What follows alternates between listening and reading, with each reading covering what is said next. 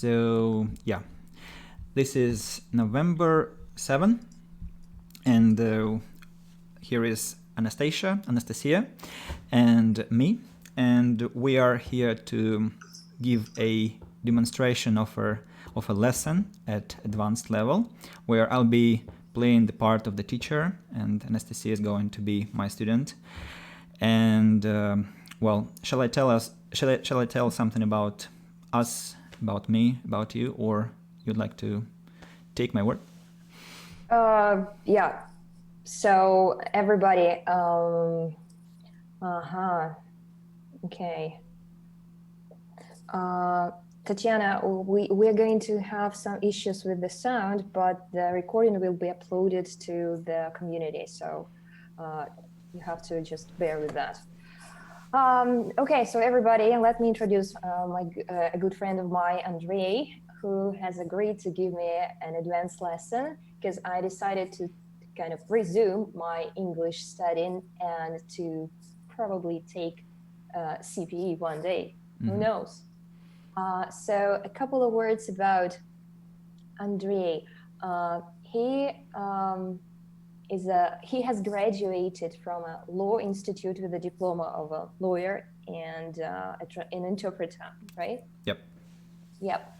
Moreover, he's got a degree in memology. Yeah, memes, everything. Yeah. Memology and toxic relationships. So, Andrei, if you're gonna give a course on that topic, on toxic relationships, count me in. Sure. And he also worked as a volunteer in Africa, teaching English refugees, right? Yeah. So adult people who were it was in Cape Town in South Africa, and there was this volunteering center which specialized in helping refugees, asylum seekers, and various immigrants with no legal status in South Africa, coming from Angola, Burundi, Congo, Somali, all this African continent. And this center gave service of legal service, some consultation to women, and some material support, financial support, accommodation support, and English lessons to those who sought to learn some more language, because many countries in Africa are French-speaking or Arabic-speaking, and South Africa is English-speaking, and so they had to convert into our speech. Right. Yeah. Well, thank you for taking us through. And I just wanted to add, guys, that I just wanted to add that. So just let me get my thoughts together. Sure. Mm-hmm. Let me type something. So. Is your stream going okay, by the way? I don't have sound from your side. From my side? Yeah, but it's my problem. Mm. We're gonna upload the recording. Interesting. No, it's my problem. It's problems with macOS. Huh. Do you mean that OBS doesn't capture the sound from Zoom? Yeah. That's amazing. Could we... is it only about Zoom? Maybe we can try to do it on Skype or Discord. What do you think? No, it's just that OBS doesn't capture the desktop sound from Mac. So things that. Okay, so let's just go with the recording. Right? So they say that they can't hear you, but the sound is very low. I can shout. No, it won't help. Well, interesting. Yeah. I imagine you've tried to solve this issue before. Yeah, I've done that, but now I think I messed up with settings. Well, it's fine. There will be this, as you said, I'm recording, so it's gonna be fine. There are some. I'm checking the site for. Well, I think I won't be able to handle that immediately, instantly. So they're saying that my voice is imperceptible. Yeah, like some of them are saying that there's no sound from your side at all. Others that it's very low. Yeah, it's just that. Okay, well, I can try experimenting. All right. Yeah. I think we can devote some minutes to that. It's totally fine. We have some time, and while you're doing something, I'll be occupying the silence and saying that Anastasia is, well, a highly qualified specialist who mainly focuses on helping people reach upper intermediate and advanced levels, and also prepares for exams. And well, we mostly communicate in English, and that's usually very helpful and enjoyable practice for us. And yeah, so she has a community which is called English Egoist. It's on VK and an Instagram account where she publishes different content for people who want to study English and improve their skills. And she shares. Yep. It's working. I don't know what I did, but it's working. Woohoo! Victory! So, must be magic of Saturday evening. Thank you, Margarita. I don't like the situation when something just starts working out, but I don't know what exactly I did.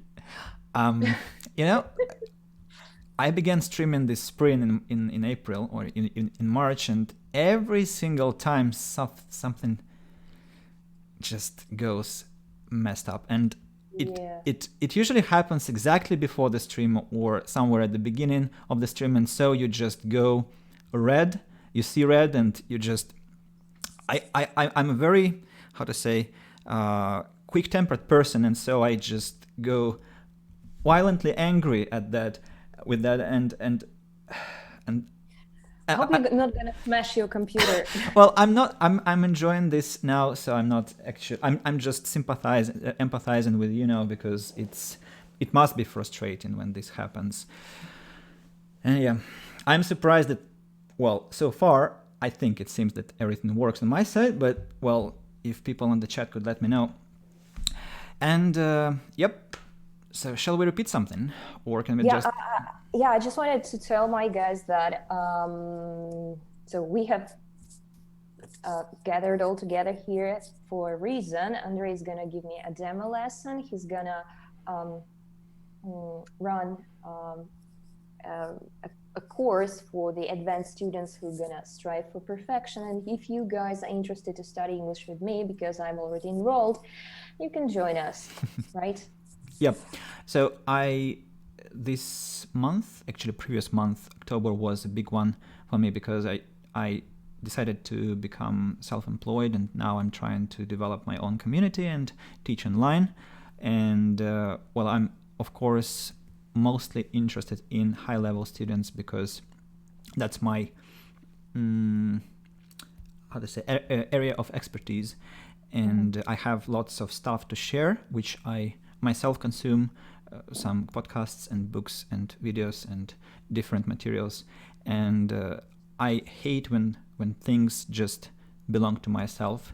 I'd like to share what I have with people and combine it with my work and study together. So if you're interested, let us know.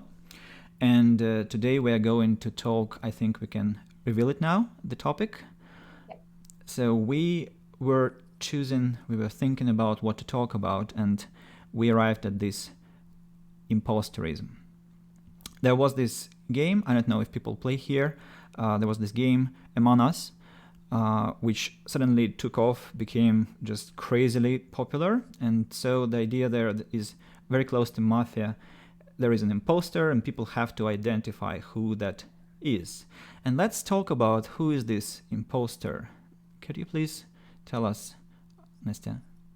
All right. So I believe that an imposter is somebody who believes that he's not good enough, that his level of expertise is lower than expected. Additionally, he's got rather low self-esteem and high level of insecurity. Well, you are talking about the syndrome of imposter already. Oh, yeah. Aren't we going to talk about Yeah, sure. But I syndrome? mean, what is an imposter by itself? I think maybe some people would like to know. Or, Oh, yeah. Well, who do we usually call an imposter? well, an imposter is somebody who pretends to be who he is not. Um, shall I give an example? If you can. I don't know. Well, in China, when you teach English, you have to pretend to be a foreigner. Because according to the Chinese law, only native speakers can teach English. So the ones who come not from English-speaking countries are imposters. Yep. Or we have this massive history page in Russia where there was this Dmitry the imposter. There were several of them actually from the course of Russian history. So as Nastya pointed out, so this syndrome of imposterism is when people suffer believing that they are not as good as they should be, and lots of stuff. But don't want to delve into this topic too much, because our plan today is to watch 2 videos if we have time and dissect them into vocabulary, some grammar chunks, and of course discuss the content. That's the most important thing. And if you haven't yet heard of this imposter syndrome, that's exactly your time to learn about it and maybe identify with that. And the second video is going to show you how it's a very enlightening approach how to eradicate this in you. I mean, how not to be stressed about feeling like an imposter. It helped me a lot. Hopefully it will help you too. So next I'm going to drop you the first link to the first video, which is from TED-Ed, a very popular educational platform. I believe many people know it. And here is the link. I won't be showing the video on my side because I'll get banned for that. But you guys, I mean, on Nastya's side, you can watch it without any consequences. So. Give me a second.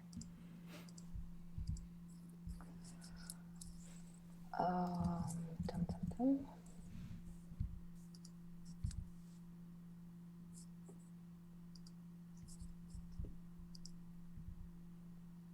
So the video on TED, 4 minutes long, right? Yep, it is. So.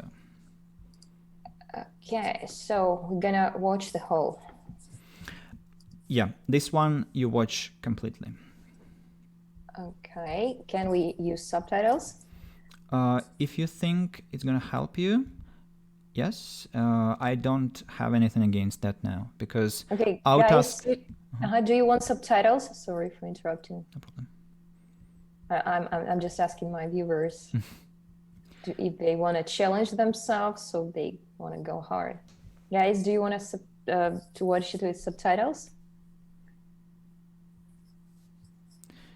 The point is that we are going to see into the vocabulary, so subtitles are going to help us with that.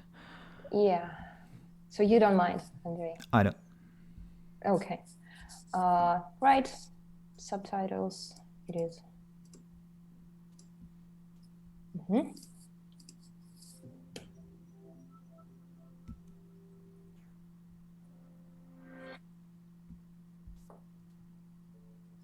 Even after writing 11 books and winning several prestigious awards, Maya Angelou couldn't escape the nagging doubt that she hadn't really earned her accomplishment. Albert Einstein experienced something similar. He described himself as an involuntary swindler whose work didn't deserve as much attention as it had received. Accomplishments at the level of Angelou's or Einstein's are rare.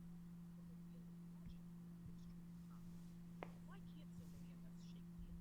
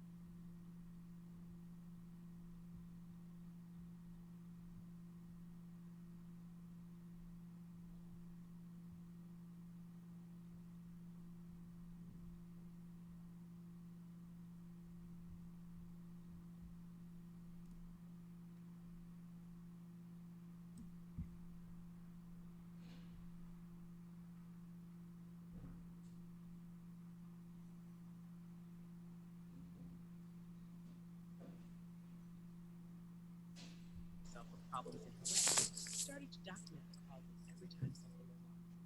Eventually, she realized most of the problems came from coping and came to recognize her own fault. We may never be able to banish these feelings entirely, but we can have open conversation about academic or professional challenges. With increasing awareness of how common these experiences are, perhaps we can feel freer to be frank about our feelings and build confidence in some simple truth. You have talent, you are capable, and you belong. Everyone can use a little extra kick of confidence sometimes. Find out some tips and tricks. Okay, we're done. Cool. So could you first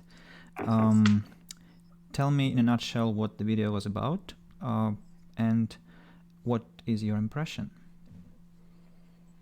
So the video was about the syndrome of imposterism, experience, in other words, and there were some characteristics of it, and in the video we were told how to overcome it.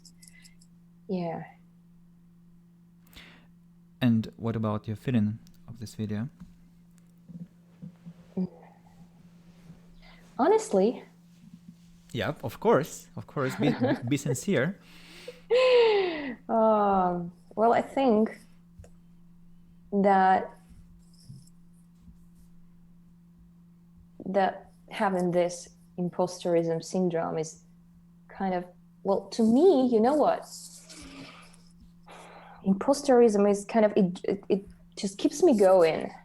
It's something that drives me, gives me energy. It just, it makes me realize that I'm never good enough and I have to push further. So on the one hand, imposterism is good. Mm-hmm.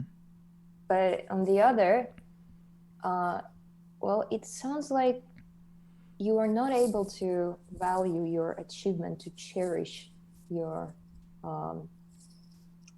rises, right?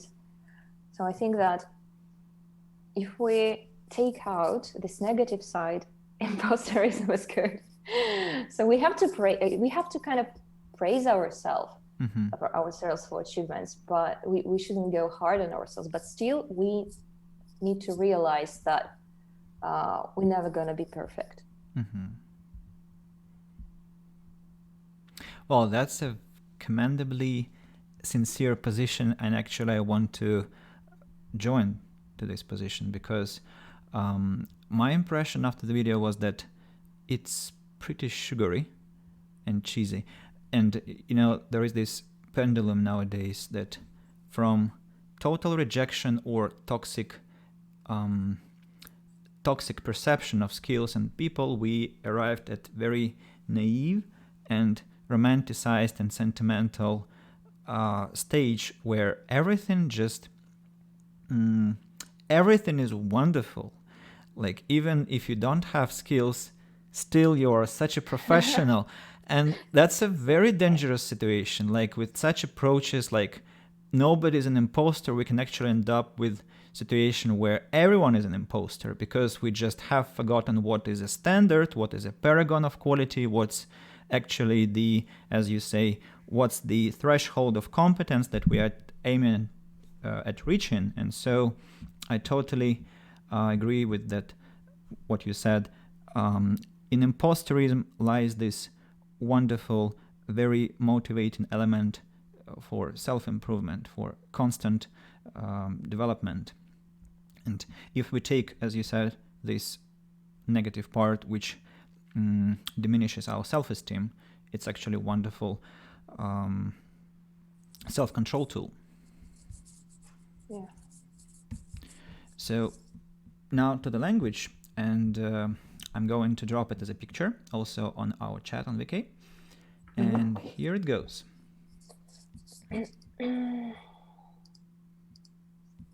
Second. Let me also try to show it on my stream. I will open another window and hopefully it will work. So, yep. So if you give me a second, I will do the settings. Sure. Mm-hmm.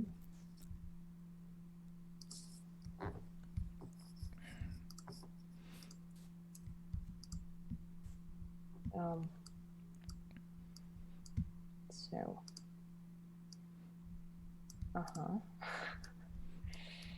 not yet. I'm also trying to put everything aesthetically. Well, at least everything has to be, visible, not aesthetically. I don't even worry about it. Well, I'm very far from aesthetics on my streams. But yeah, I hope it is visible. Yeah, now it is.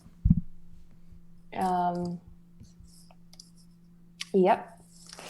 Good. We are ready. So as the mascot for the picture, I chose this character from this game that I mentioned, Among Us. I've never played it actually, but for those who like Mafia, that's definitely a good choice. So we'll go just one by one, line by line. The first one is just this imposter, which I left here because I wanted to show that there are two ways to spell that word. And the word imposterism, if you put it on Microsoft Word, it's going to tell you that doesn't exist. But unfortunately for Microsoft Word, it's just not informed that it does exist. So it's an okay word.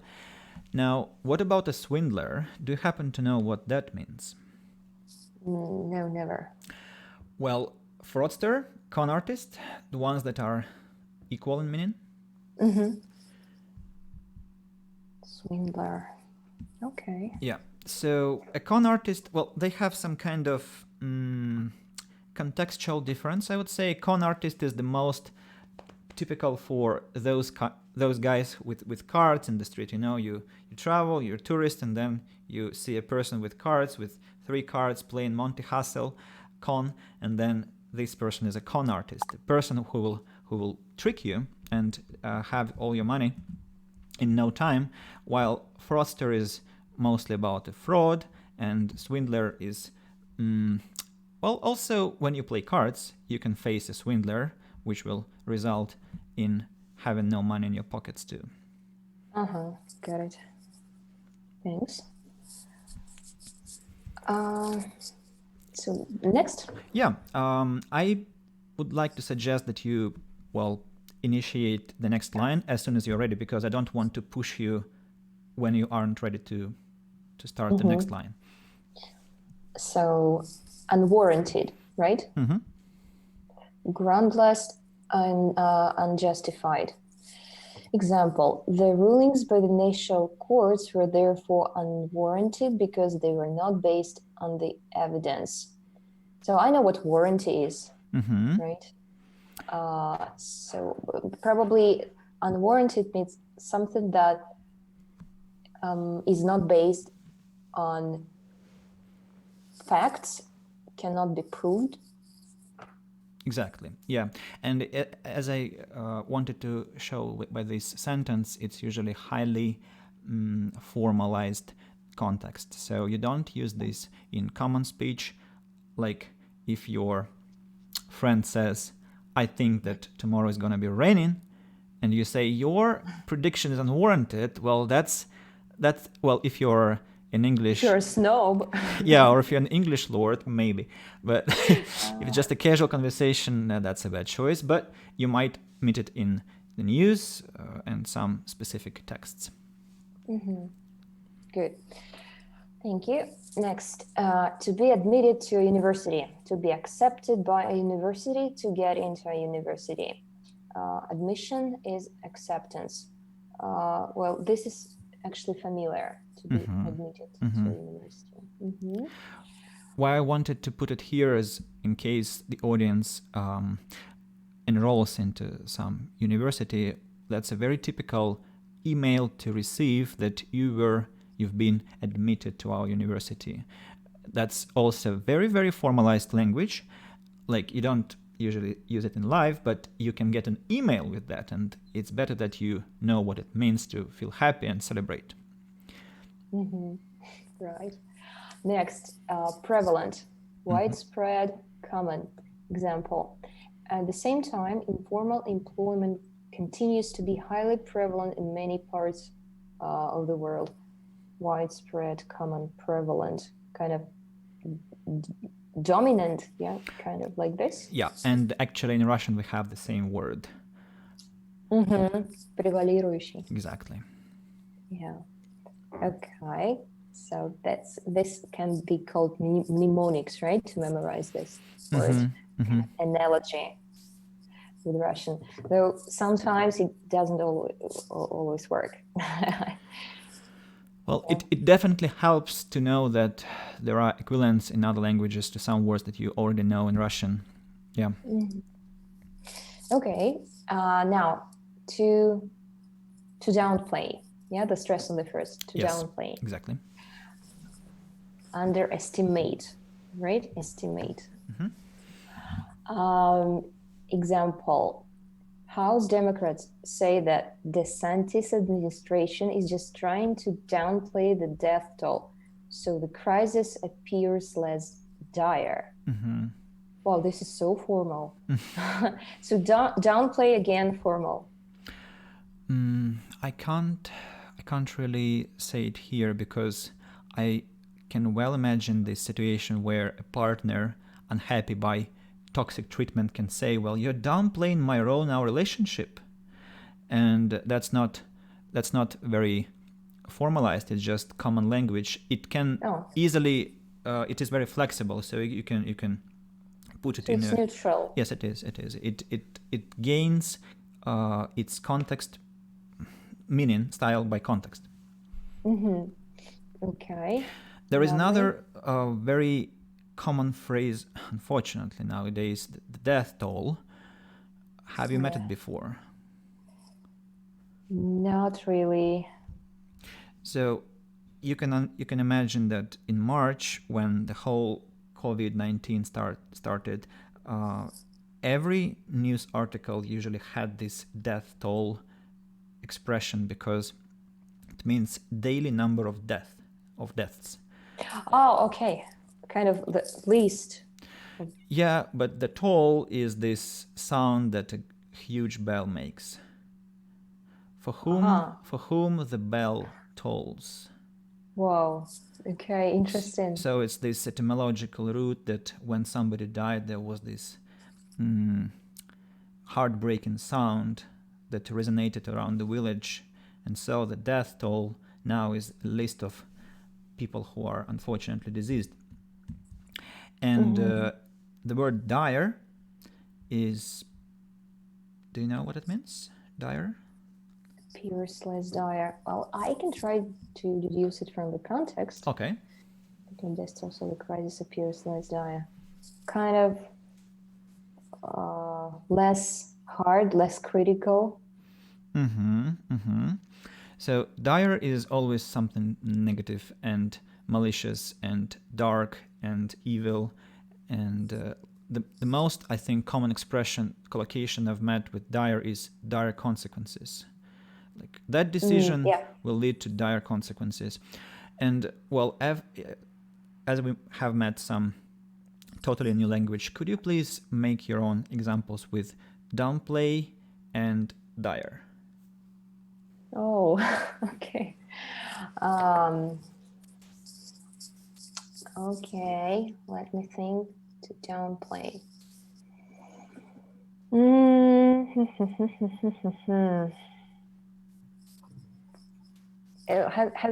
Does it have to be my real life experience or just any random sentence? Well, I have this, let's say, fight with my students all the time that, like, first of all, why should we make sentences? Secondly, can we just make abstract sentences with nonsense, with absurd meaning? No, it has to be something meaningful. Why? Because first of all, evolutionary, our brain is very optimized, and so you can't expect your brain to remember everything, right? And your brain will immediately give up anything that doesn't make sense because it works like that. Secondly, In the 21st century, you have so much information. Like you go to your page, you see 100 communities, maybe more, maybe 5,000 communities you're subscribed to. Then you go to Instagram, YouTube, news sites. How can you expect that your brain will remember anything? Only in case it is important, only in case it makes sense to you exactly. So your task with the vocabulary, usually, everyone's task is, first of all, to check if you like the word. If you do, probably you'll remember it like that. It will just stick to your mind. Second, if you don't immediately like it, then you can check, does it exist in your system of logic? Well, if it does, find the place for this word. Because then you ensure that you will use it in the future. And third, if you don't like the word and you don't find the place for this word in your system, give it up. Because I don't think you use the whole Dalis or Ozhegov's dictionary in Russian, right? You use exactly the words that you like. And so it's enough if you know how to translate downplay when you meet it, but you don't have to use it. But now we have to try. We have to try to integrate it into your lexical body.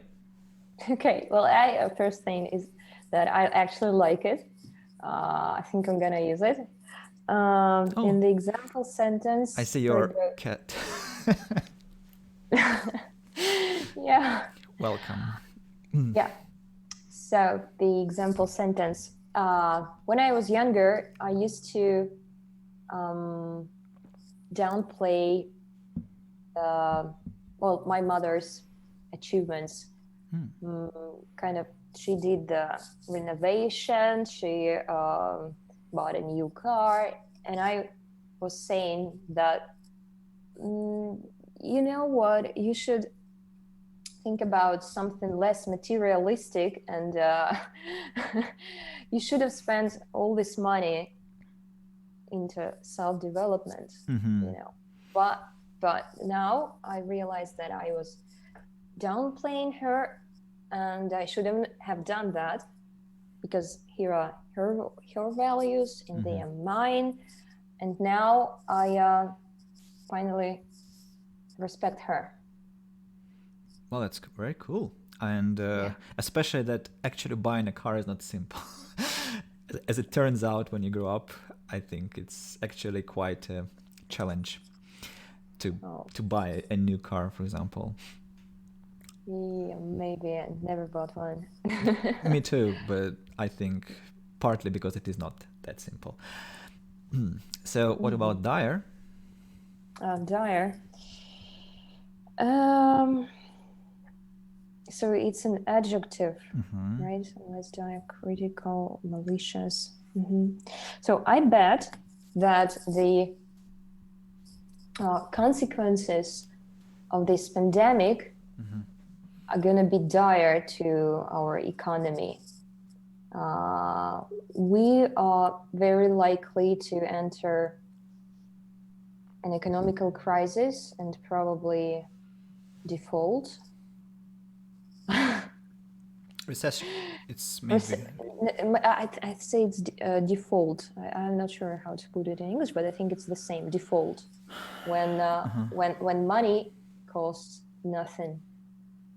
I think I meant something like devaluation. Okay, yeah. I'm not sure, like, I wouldn't say with 100% assurance, but I think default could have been this Russification of this default state. Maybe not, because I lack economy skills here. Let's clarify that later. Yeah. Well, moving on. Yeah. Susceptible, right? It is, right. I know this word because we had it in our speaking club last week. Yeah. Influenced or affected easily. Example, our manager is very susceptible to flattery. So if you want a promotion, try dropping compliments all the time. It's clear for me. Kind of, I would rephrase like falls for. Our manager falls for flatter, you know. Can't resist. What's the difference? What's the discrepancy between susceptible and vulnerability? Susceptible, vulnerability. Well, vulnerability is something has a negative connotation, the way I see it, which means that people potentially or something else can harm you, hurt you. Whereas susceptible, it's neutral. Yeah, because well, in this context, it's rather even positive. My cat wants to speak English with me. So, is it right? I think so. There is a very fine line between these two adjectives, in my opinion. But you see, when we can use susceptible, we cannot use vulnerable sometimes. Like in this sentence, our manager is very vulnerable to flattery. It feels like flattery is a weapon, and it's not. So, yeah, they have different translation, and so very, very, I would say like tradition and custom. You can't really outline the difference completely because they are so situational. Like many words in English and in Russian, especially of C1, C2 level, they have exact chunks where they're used. And so when you try to explain why, what's the difference, it's almost impossible because you have exactly to launch at the person who asked this question. You have to give 5 sentences where we use susceptible, 5 where we use vulnerable, and not vice versa.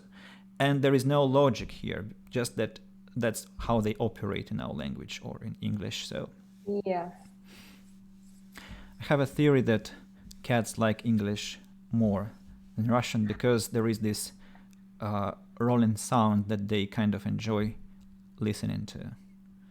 well, English is more melodical than Russian. Yeah, so they probably react to that. I see a lot of cats who kind of perk up when they hear English. Okay, shall we move on? Sure. Nagging feeling, meaning 1. If something such as a doubt or worry nags at you or nags you, it keeps worrying you. Meaning 2. If she keeps on nagging at her husband like that, he'll leave her. Okay, so well, it's clear from the context what it means.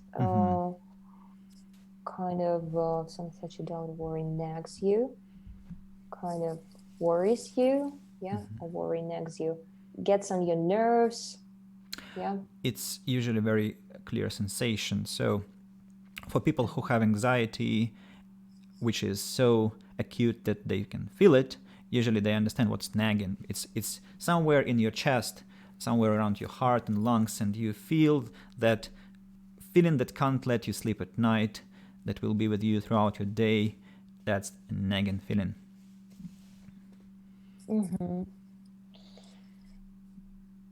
Okay, and the second meaning keeps on nagging at her. She keeps on at her husband. I think kind of complaining. Yep.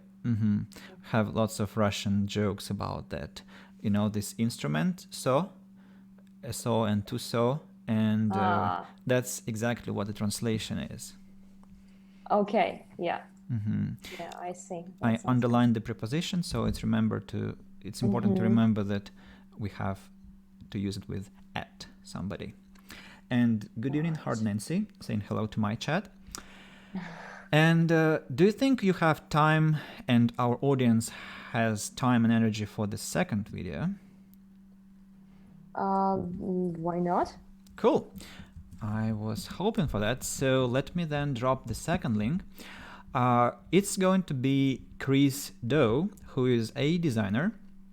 He has a channel called The Future on YouTube. And you can imagine that he mostly talks about design there. But he is also this visionary type, person who can explain very important and life-changing things. And they aren't only true for design, but they are true for any area of human expertise. And that's why his channel is a massive source of different important solutions for your life and just some contemplations and speculations that you could watch him and then think about something connected to your profession. I find of many of his videos are useful for teaching, for example. So the Sounds link. familiar. You mean his name? Yeah. Well, let's see if you have met his videos. Here's the link. Thanks. And the link to the chat. Okay. So we're gonna watch all the 6 minutes, right? Until 5:30. 5:30. Okay. So let's get started. Cool. Cultivating creative confidence while in the right place. How do you do it? How can you build on it? To have that unshakable belief, the ability to solve.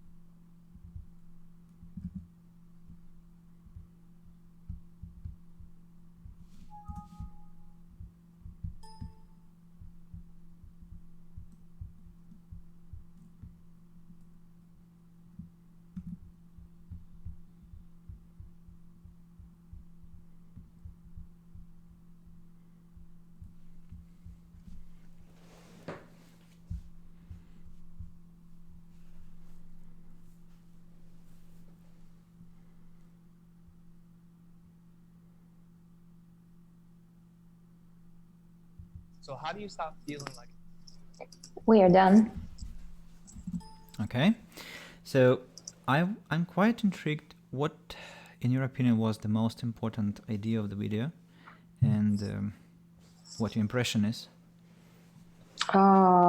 Look, it's hard to say because there are so many ideas, and I was kind of relating to my life experience while watching it, and it's hard to get my thoughts together. But let's try.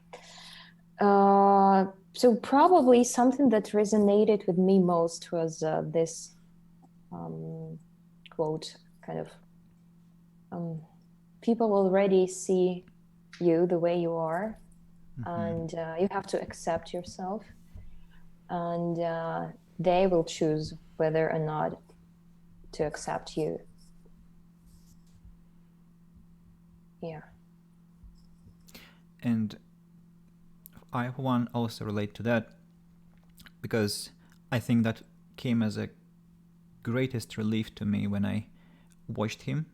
And YouTube is just boundless, there are so many things there. But at the same time, every time you want to watch something meaningful, you're stuck. Like, what am I to watch? What is going to make my life better? And that's not simple quest to complete. So Chris always has something for me.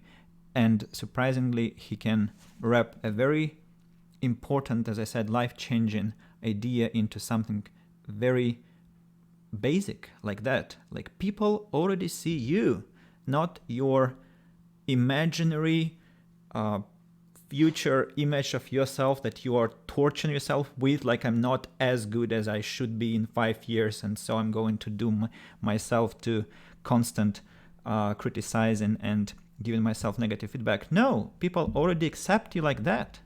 And it was such a relief. Yeah.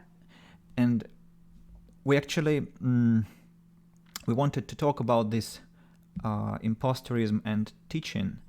Yeah. What was your point there? So I can tell, but I would like to give you the initiative, if you don't mind. Right. So we were talking over with you about this imposterism, and then we realized that you and I, can also be called imposters, fraudsters, right? Swindlers, using the Swindlers, new vocabulary. yeah. Vocabulary. Yeah. Due to the fact that we didn't graduated from linguistics university, nor teaching. So I don't have specialization in teaching. Yeah, neither do you. Yeah, we have these certificates that kind of accept us as teachers officially on international level, but we don't belong to this community of pedagogical universities and linguistic universities, and that's what some people can call imposterism, I think. And first of all, it's us who call, I think, somewhere deep in our consciousness, like, I'm an imposter. I always thought that I was a bastard in this family of teachers. So, but surprisingly, people accept us. I mean, students accept us and they feel comfortable. So maybe it's our students and people and the audience who has the right to decide, not us, if they, because teaching is very complex. It's not that you explain things. You also have to be a psychologist and a facilitator and a specialist in each field that your student comes with. So you have to be very flexible. And it's not only about these hardcore skills. It's about soft skills a lot. And so if people feel comfortable, it ensures their growth, the development in the language. And I think that's the most important indicator. I would just like to add that the fact that I don't have the specialization in teaching, it helped me because I have a rather original approach, and I'm creative. I use methodology of teaching. I do. But I try to teach my students not the English from books, but something more practical, something that can resonate with them, something from their spheres of interest. Because I consider that English is a tool, not an infinite purpose. And I think that you will support me in this way. When I was trying to start this career as a teacher, I was constantly remembering what my teachers, English teachers, had done with me, and tried to use successful methodology. And I was just trying to understand. I had this English club, and I could see what worked and what didn't. And so I was constantly this kind of mercurial teaching, like mercury, like quicksilver, trying to adapt, fix, and change immediately anything that could be changed. And I think that's much more promising approach than trying to go with one direction. And that's what, for example, psychotherapy says, the modern psychotherapy, and not only, like Carl Jung writes in his books that every patient is unique. And so there is no common psychotherapy, there is no common approach. There is a patient, and he is your approach, or she is your approach. They come with unique problems, with unique background. Yesterday I was listening to another psychotherapist, Milton Erickson. He also talked about that we cannot operate in our standards. We have to meet a person, ask about their experiential language, and react to this language. And I think being flexible to that is crucial to our profession. Yeah, that's such a deep thought.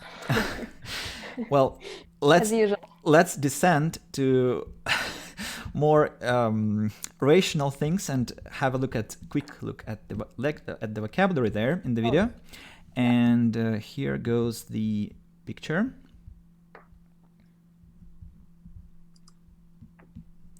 And I'm going to open it too on my stream. So, unshakable, firm, steadfast. That guru was just unshakable in his faith. Kind of, that's a good collocation, may I call it so, unshakable faith, right? Yep, absolutely. Your beliefs, your values that cannot be broken. Yeah, unshakable. So nothing can convince you that your views are wrong.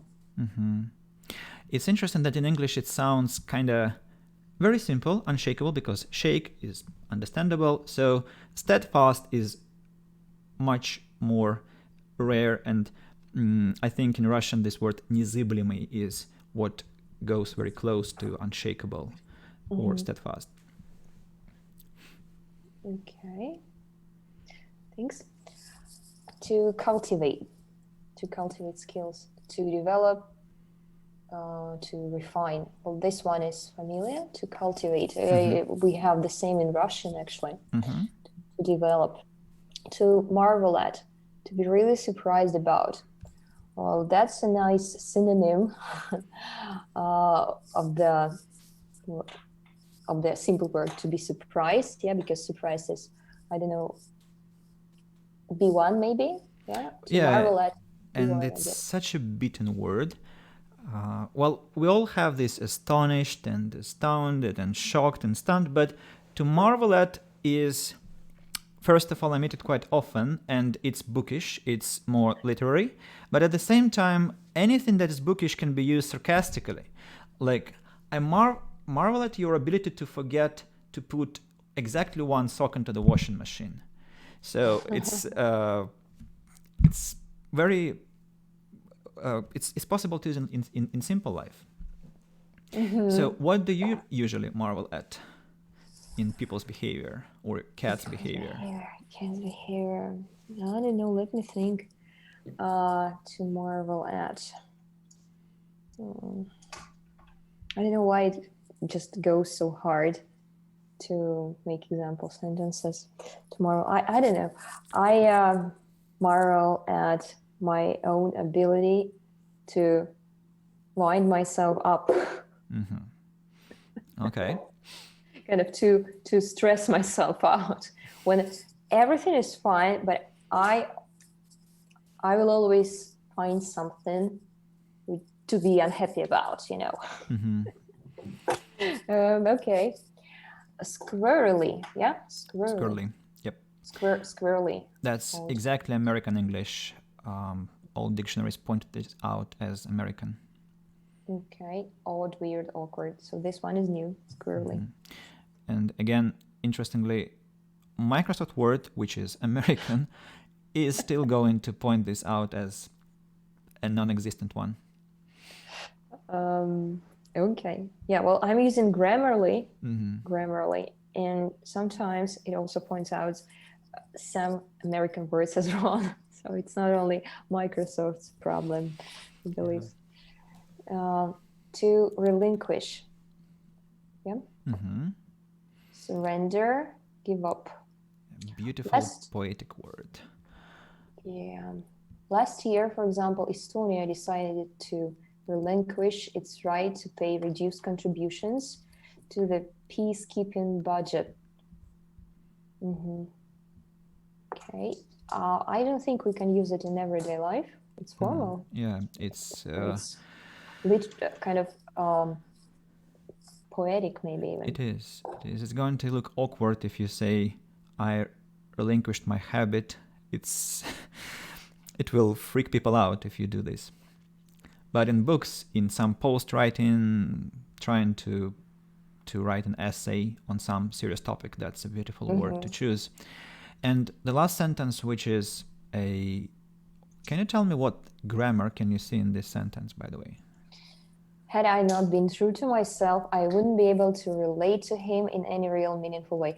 I love grammar more than vocabulary, seriously. So the way I see it, it's the mixed conditional. Not only.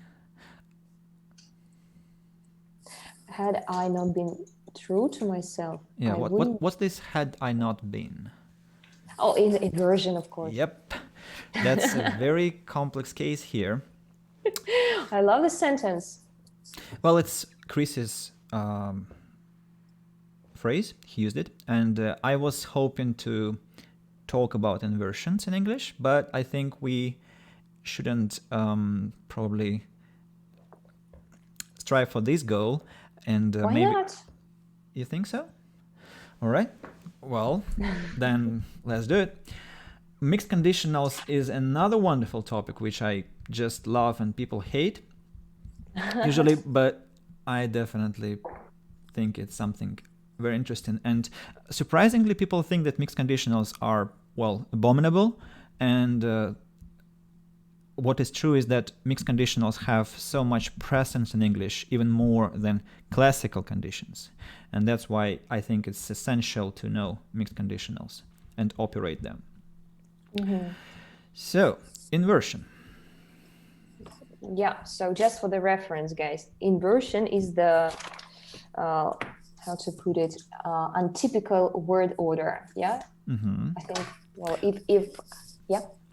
What's the function of inversion? When do we use it and why? So we use inversion in order to emphasize some actions. And it's, I'd say it's rather formal language.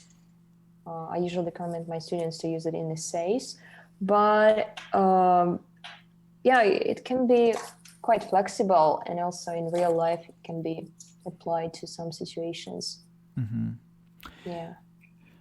Well, I'm going to respond to that, what you said, after we have reviewed the sentences. So I've given here 3 types of inversion, but there are more, of course. I just chose the most, in my opinion, the most common. The most prevalent, sorry, I should be using lessons vocabulary. Yeah. Past perfect inconditional, the third. If I had known how unreliable that person was, I would never have agreed to do business together. Had I known how unreliable that person was, I would never have agreed to do business together. So what shall I do? Make an example sentence? Well, I think if you can, that would be just amazing. Yeah. Yeah, well, now I have to think about my past regret. Let me think.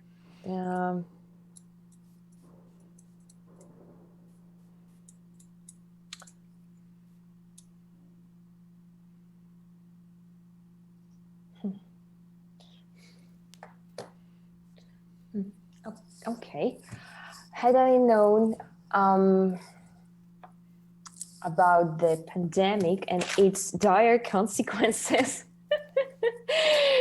I would have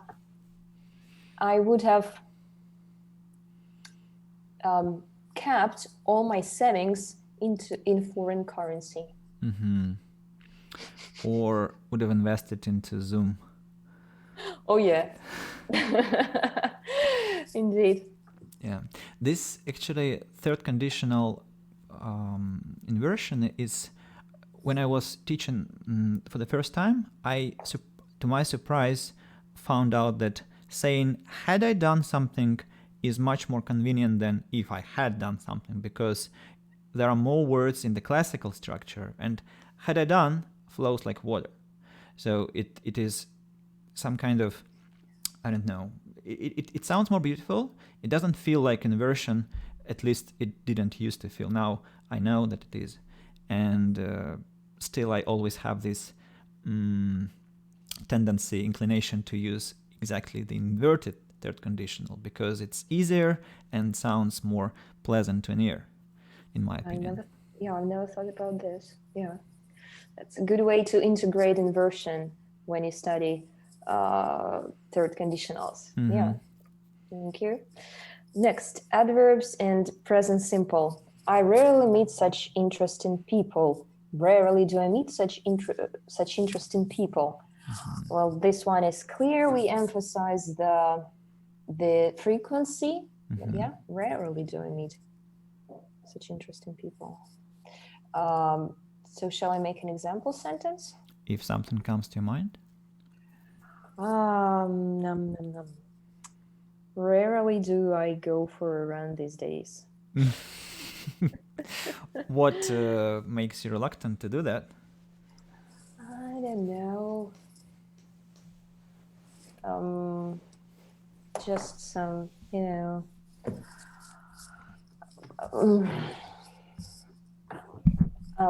lack of energy. I know that it's a vicious circus. Like if you don't go for a run, you don't get energy. If you don't get energy, you don't go for a run. So it's a trap. Okay, it's a dead end. I wish I could show you this video about burning out from Jocko Willink, that I gave you this assortment of videos that we could watch, and there is a great piece of advice, and that says that if you are burnt out, well, try to do a little of that activity. So like, don't go for a full run, just go for 5 minutes, 3 minutes, 1 minute, just do it. And that's it. And maybe it will somehow develop in the future into longer chunks of activity. But that is very situational. Maybe it helps, maybe it doesn't. And I want to respond to the chat. So the map, Hardness likes the map and the idea. So if you haven't noticed, this is the reverted Earth. So the oceans are land, land is oceans. Oh. That's inversion. Wow. Did you create this? No. There is actually credit there. Vlad Studio could be somebody Russian, maybe even. Okay. Yeah. So I wish I could recreate something like that. I wish I could. Now I'm trying to learn to draw, so hopefully I will be able to use my own materials teaching. Yeah. And let's see the third example. Present perfect. I have never heard a more ridiculous argument. Never have I heard a more ridiculous argument. Well, it just reminded me about the game. Never have I ever. I don't exactly remember the rules, but you have to say something like never have I ever done something. It's kind of maybe another person has to drink if he can relate, but yeah, there is a game. So we talk about our experiences using the inversion, and we emphasize the frequency. Never. Okay, let me think. Never have I ever. Oh, no, not exactly have ever. Just never have I.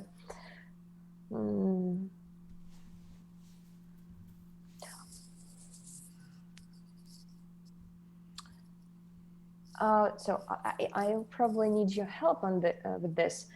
Okay. Never have I had an how to put it in English, nude photo shoot. What do you mean you need my help with that? No. Well, I forgot that you're a photographer. No, I need your help with translation. Well, apparently you've managed successfully. Thank you. Without any assistance from my side. I know that you're into, so you're taking photos of not people, but of objects. Yeah, I like conceptual photography. Conceptual photography. Yeah. Yep. Okay, so I think we nailed it. Yeah, I wanted to say here that you see this game that you mentioned, Never Have I Ever, and other things, they demonstrate that inversions aren't only exactly pertinent to books and bookish language, it's also possible to use them in simple life when, first of all, I think when you usually have a tendency to talk more in a more sophisticated manner, and secondly, when you want to be specifically ironic, sarcastic, caustic about something like, never have I ever heard anything more stupid. And like, you could hear that. Even people who use very simple Russian sometimes say something that they heard from films, and that's some kind of quotation from Shakespeare, and it sounds colloquial. It doesn't sound super formal or literary, it's just life. So yeah, but as you said, it's always to highlight, and that's why all grammar books say that. Never overuse inversion because you will sound weird, squirrely, and you will also lose your effect eventually. Like you do it 5 times, like that boy who called that the wolves have arrived, eventually got really, got into trouble because of that. Well, now let's recap. I would love to hear what kind of words have stuck to your mind from these 2 videos. Downplay. I don't know. I just well, it was clear for me while I was watching the video, but I like the word. Downplayed. Squirrel. Squirrely. Squirrely. Yeah. Squirrely. Weird, which means. So can I just look through my recordings? Oh yeah, dire consequences. Yeah. Now the fact that I made an example sentence related to my life makes it more memorable. Yeah. So what else? Death. Although I'm not sure I'm gonna use it. Oh, I hope I won't. Yes, let's hope that you won't. Yeah, susceptible. Yeah, susceptible. And that example sentence with the manager who's susceptible to compliments, to flattery. Yeah. Yeah. So I think that. Yeah. So I think that I have learned at least 5 new words which I'm gonna use now. Can I just add to this nagging? Because if we take something very life-oriented, something you might expect to see here in films, for example, in series, that's for sure. Nagging feeling, unfortunately, is always with us because we are stressed, we are anxious, and so something always nags at you. Maybe it's your wife, maybe it's your husband, or just a obsessive thought in your head. Yeah. Mm-hmm. Yeah. Um, One of the viewer, Mm-hmm. Arisha, thanks you for the advice. She finds the advice amazing. I don't remember which advice exactly. It was 10 minutes ago. Maybe it was about vocabulary, like that it has Maybe. to be meaningful in your Yeah, in your probably. life. You know, I just want to expand on this a little bit. So when people study English, they usually are obsessed with, especially Russian people, they are very insecure about their language capacity in comparison with native speakers, while I think Russian students are, if they really try, they become one of the best learners ever in the world. I mean, and so what I want to say is that when you study, your goal is not to learn every single word and use it, because it's not realistic and it's not what you do in your language. You don't use the whole dictionary. You use words which you prefer, and you can understand other words. And that's your target, to choose your preferred language body and kind of understand what other people throw at you. And maybe surround yourself with people who throw something interesting. That's not another target. Yeah. So That question sounds good. time, Q&A. Right. I mean, if people have questions, we would love to answer, I think. And Well, I think they were just watching. So if you guys have now any questions, what kind of questions? About your lessons or you? no, I don't know. I mean, people love questions, I think, but they never ask them. And while they're thinking, I want to tell this.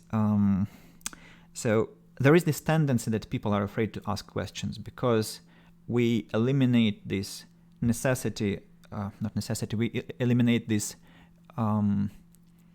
desire to ask questions, because at school, at educational institutions, people are usually criticized for asking questions, especially too much questions. Even earlier, too many questions. Even earlier, when you are a child and incessantly ask for something or about something, parents at some point say, I don't know, stop asking questions. And so you learn that questions are bad. And then what happens is that the most recent case was, I told my student about the origin of the days of the week, their names, like why do we have Monday, Tuesday, Wednesday, Thursday, Friday, Saturday, and Sunday. Do you know why they're called so? No. Do you know that it is an exciting mythological story? It's amazing. It's about Norse Scandinavian gods. Do you know that Thursday is about our beloved Marvel Thor? And Wednesday is Woden, the king of gods in Scandinavia. And Friday is Freya, who is the mother and the keeper of the fire in house. And Tuesday is Tiamat, who is an equivalent to Ares or Mars in Greek and Roman mythology correspondingly. And Monday is simply Moon's Day, Sunday is Sun's Day, and Saturday is about Saturn. And there is massive history behind that. And so when you don't, when the society doesn't encourage you to ask questions since your childhood, what you do is you lose the desire to ask questions about things around you. You don't question reality, and you grow up into this accepting entity of human being, and nothing interests you. And to light up this spark again, it takes so much education, so much correct environment of people who are inquisitive, who don't surrender, who don't relinquish their desire to ask questions. I have such students, and they are very apologetic always, like, I'm sorry to bother you. Like, no, bother me. Ask questions. And that's how I learn, because if you ask a question I don't know an answer to, it will force me to go and Google. I will learn. You will learn. We will improve ourselves. And so one of my best students are always students who ask these terrible questions, like what happens with the third condition on the second condition on the reported speech? Do they change? And then you have to really study. And Well, now I'm going to think about this as well. What happens to the third conditional? in the reported speech. So we've got a quote. Nothing. You can't go below past perfect. Okay. So there's one question. Can you recommend anything for people with kinesthetic memory like myself? What's the best way to remember collocations? Are you kinesthetic yourself, Andrei? Oh, that's a very deep question. So first of all, I want to say hello to Call Me Fred or whatever in my chat. The topic was imposterism. We watched some videos, and now we are just talking about some English methodology, as we are both teachers. So kinesthetic. That's, I think it's touching, right? Yeah. So they are this type of learners who learn most efficiently when they move in, touching something, sensing. Well, I've got an idea actually. Okay. Yeah, so Arisha, try using stickers everywhere. So write down some new collocations and place them, I don't know, somewhere, I don't know, on the fridge, in the on the desk. So anytime you just approaching your desk, you would glance at them. So this way you can, I don't know, sense it, you can touch it. Well, you can place it all over the wall or, I don't know, anywhere in the room. So I think it's gonna be the best idea. I just heard it somewhere. Yeah. Well, it makes sense. There is a lovely video. I'm going to drop it to you, and then you will maybe share it, forward it to the person who asked the question. I struggle to integrate this being kinesthetic into education because, well, if you put a sticker on a thing, then you read the sticker, and that's visual type. And what is kinesthetic? I might be mistaken. I mean, how you can do it is do things in English. So, like, engage into a process where you are forced to learn by the circumstances. I think, well, my concept of an ideal English school, I mean, an English facility, like business, is not a classroom. Classroom we should have, of course, because it's what people expect to see, but in no way does it fit what I think is appropriate in English school. In an English school, we should have a bar, that's number one. We should have a reception area, of course, and a restaurant and the lounge zone, not because they are integral parts of any business, but because, well, we open English file, like Unit 1, beginner, and then between the first and second file, we see this hotel registration, and so we sit at the table pretending that we are registering at the hotel. Now, how the hell are you supposed to learn how you register at the hotel if you are sitting at the freaking table? I mean, that's like, no, it's not realistic. When you want to imitate somebody, you stand up and you go and register at the hotel, and so your peer can play as the receptionist and you can be the guest, and so you will role play, and that's what I see as the kinesthetic, like lived experience.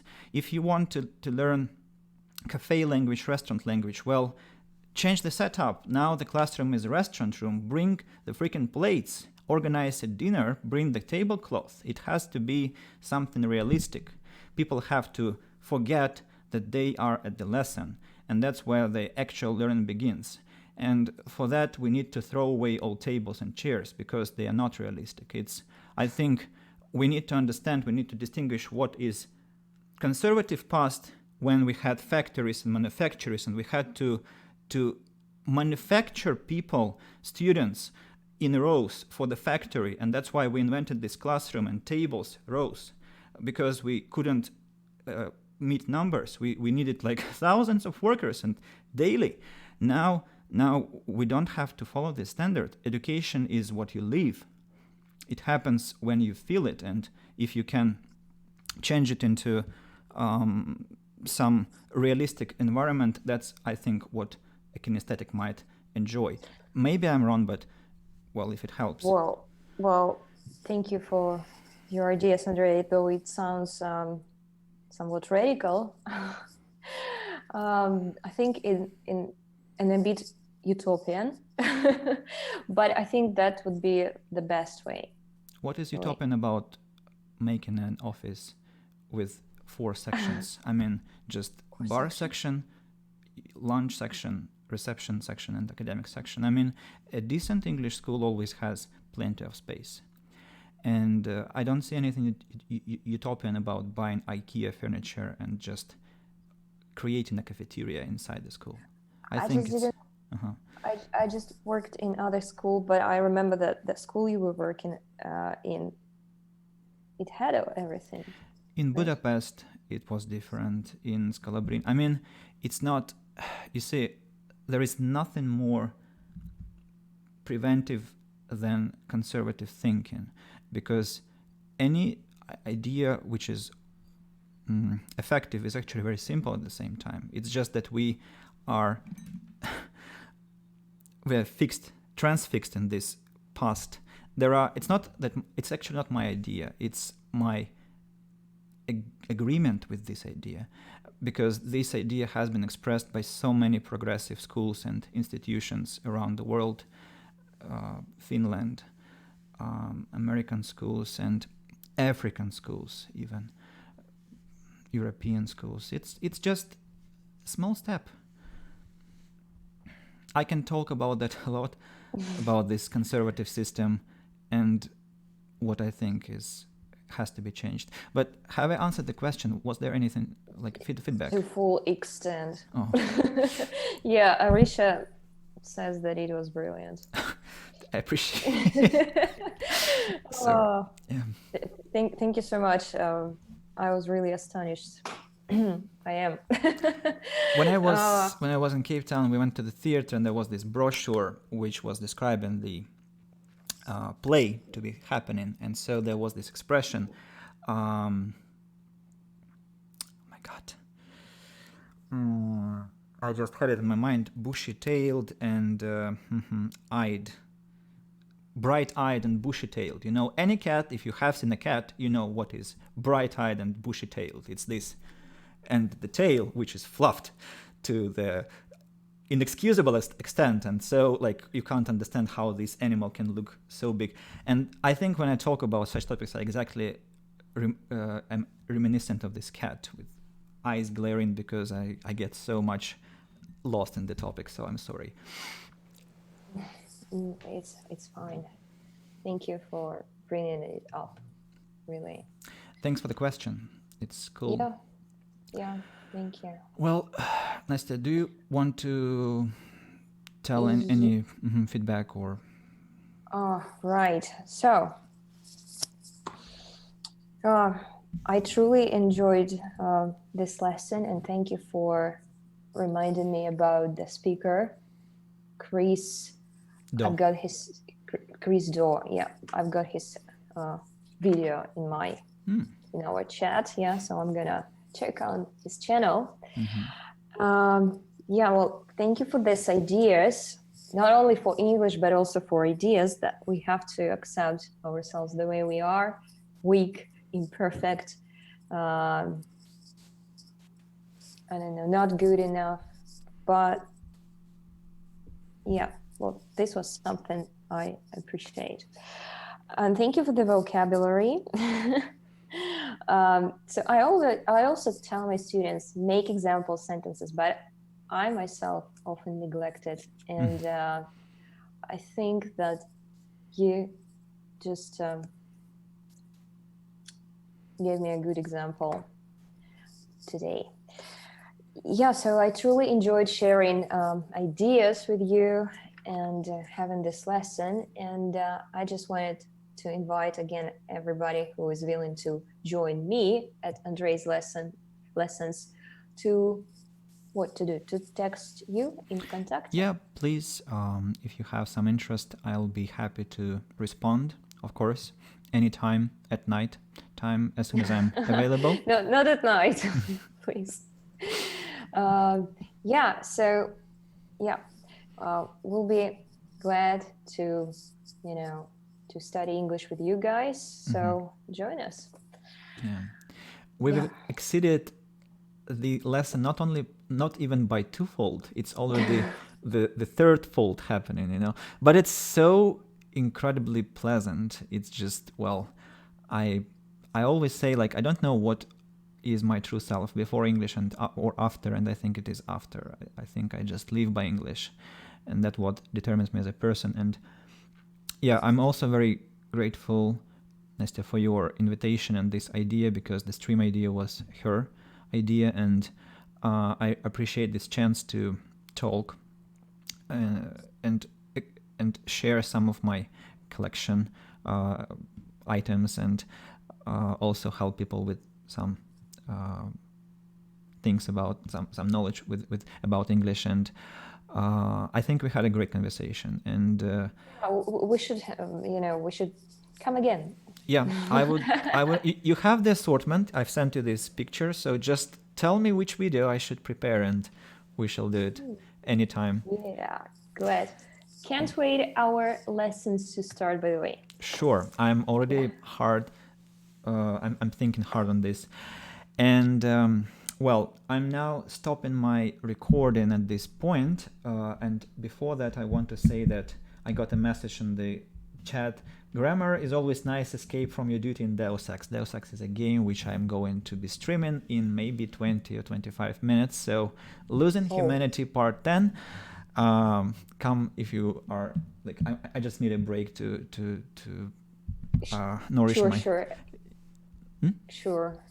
Yeah. So. Sure, no problem. I didn't know about the stream. Yeah, it's just instant idea. Well, and that's it. Thank you very much, and see you soon. Yep. Yeah, see you guys. Thank you.